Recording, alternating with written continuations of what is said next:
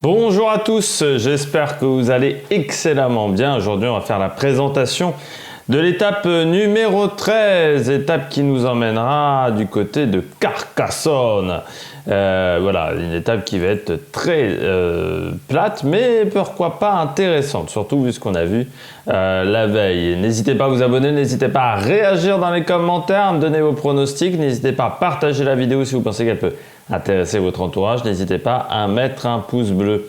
C'est peut-être une étape pour les audacieux aujourd'hui à Carcassonne, même si l'étape est plate, on a eu déjà pas mal d'étapes plates qui sont arrivées à Carcassonne. Il y a une statistique à Carcassonne, aucun sprint massif ne s'est déroulé lorsqu'une étape arrivait dans cette ville. Alors parfois c'était des étapes vallonnées, mais on a également eu des étapes de plat. Donc ça pourrait permettre encore d'avoir une échappée aujourd'hui.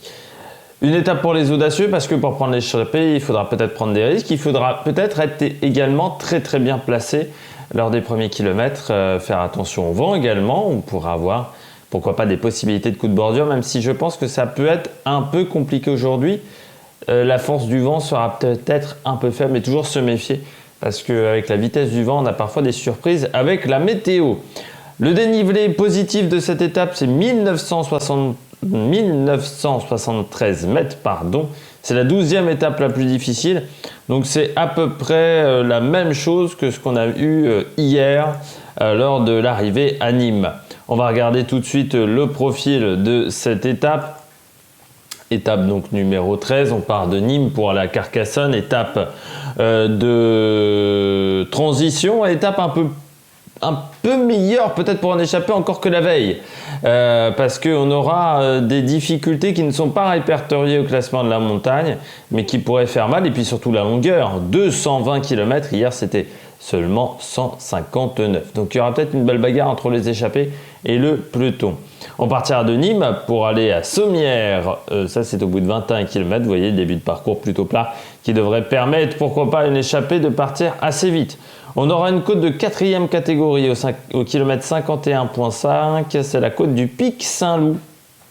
Côte de 4e catégorie, 5 km 500 à 3,7% de moyenne, la côte du Pic Saint-Loup. C'est pas extrêmement dur, à part dans le dernier kilomètre et demi, on aura 6,8, 8,5%. On aurait presque pu faire le départ de la côte au kilomètre 4, parce que c'est vrai qu'auparavant c'est assez tranquille.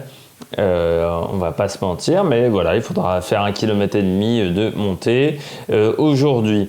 On continue pour descendre à Viol-le-Fort, puis à Gignac. On pensera à André Pierre quand on passera dans cette commune. Aspirant, Fontès, sprint à terminer au kilomètre 104. Murviel, les Béziers, Villers-Passant, Minerve, la Livinière, et on arrive à Carcassonne après 220 km de course sur un parcours quand même pas, mais faire attention. Vous voyez quand même qu'à Villers-Passant, à Minerve notamment, on est en haut d'une côte quasiment.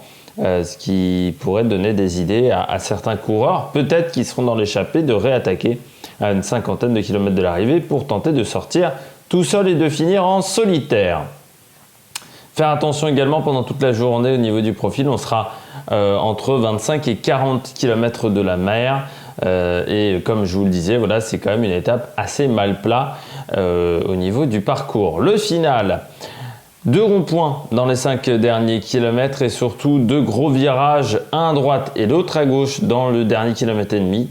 Courbe à 200 mètres sur la gauche, on ne voit la ligne que très tardivement, comme lors du premier sprint massif du Giro avec la victoire de Tim Merlier. Donc il faudra faire un petit peu attention, ça peut parfois... C'est assez similaire à cette étape-là, si vous voulez voir l'arrivée. Donc il faudra faire quand même attention dans le final, même si normalement les coureurs devraient passer sans trop de problèmes. Je passe à l'histoire de ce Tour de France, alors que je suis embêté par une mouche. L'histoire de ce Tour de France, c'est le Tour de France 2006, l'étape numéro 12.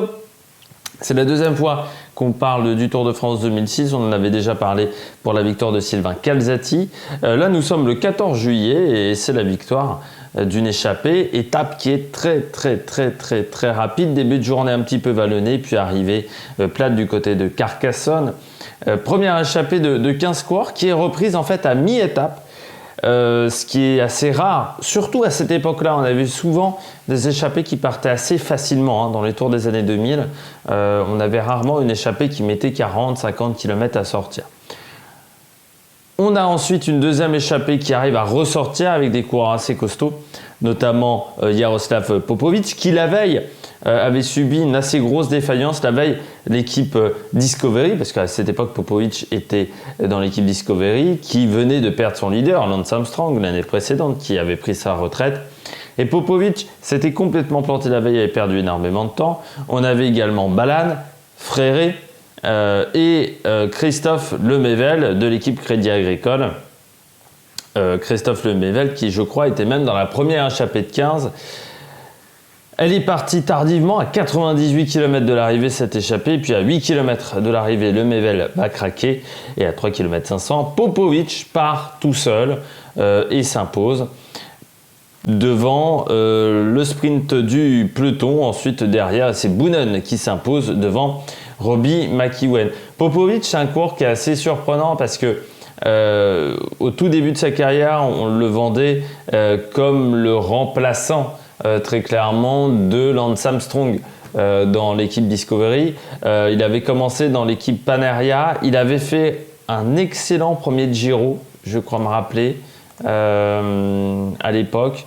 Où il avait fait un très très bon Giro. Si je tape Popovic, on va peut-être me le retrouver, bien entendu. Voilà, Jaroslav Popovic avec un Y.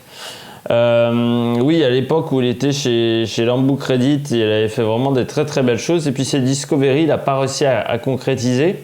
Et en fait, il va passer d'un coureur très bon en montagne à quasiment un équipier pour les étapes, les courses pavées sur la fin de sa carrière. C'est plutôt le rôle qu'il aura sur la deuxième partie de sa carrière. Mais c'est un coureur qui n'a jamais réussi à véritablement percer. Pourtant, champion du monde U23 en 2001, 8e du Tour de France en 2007, 3e de Paris-Nice, 3e du Tour d'Italie en 2003. Voilà. Il avait fait un très très bon Tour d'Italie cette année-là.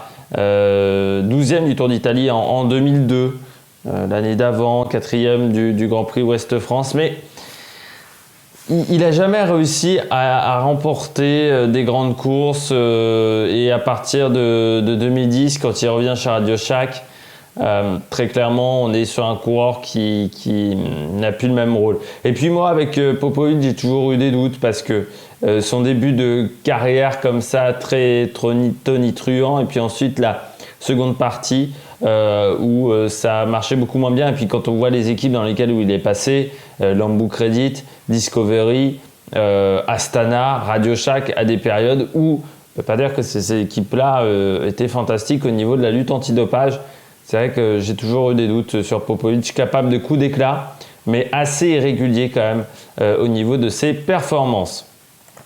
On passe tout de suite aux régionaux. Du côté des régionaux, on a Laurent Jalabert qui est du côté de Mazamet, à côté de Carcassonne. J'aime bien dire Carcassonne comme ça. On a également Stéphane Goubert, coureur français qui avait fini meilleur français en 2006 ou 2007.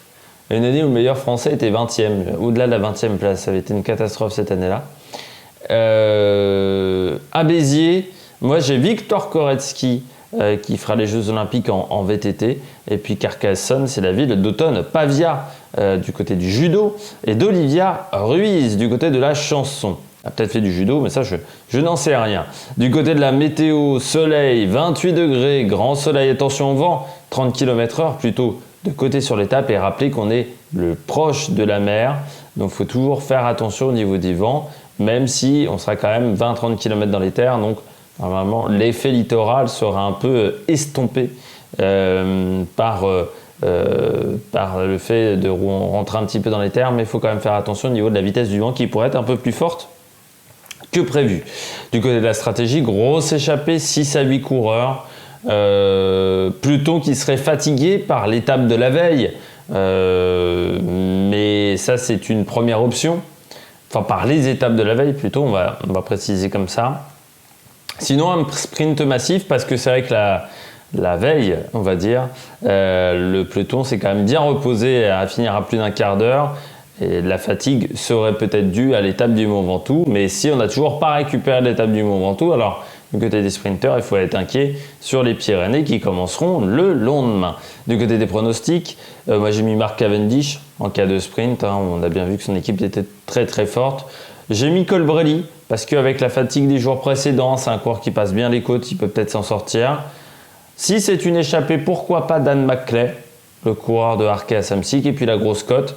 Là également, en cas d'échappée, Sylvain Diguet, le coureur d'Alpecin, pourquoi pas, c'est un coureur qui a une bonne pointe de vitesse, qu'on a peu vu quand même pour le moment sur ce Tour de France, qui a quand même fini champion de Suisse cette année. Ça pourrait peut-être ce parcours-là lui donner des idées. Surtout qu'on a souvent sur les étapes du Tour de France ces 10 dernières années, sur les étapes de plus de 220 km, des scénarios assez spectaculaires. J'espère que vous avez aimé cette vidéo. On fera bien entendu le débrief de cette étape ce soir, la présentation de l'étape numéro 14. Si je ne me trompe pas, ça sera demain. Sinon, d'ici là, n'hésitez pas à vous abonner, n'hésitez pas à mettre un pouce bleu, n'hésitez pas à réagir dans les commentaires, n'hésitez pas à partager la vidéo également si vous pensez qu'elle peut intéresser votre entourage. Et puis nous, on se retrouve pour de nouvelles aventures sur la Melk Production. Ciao, ciao!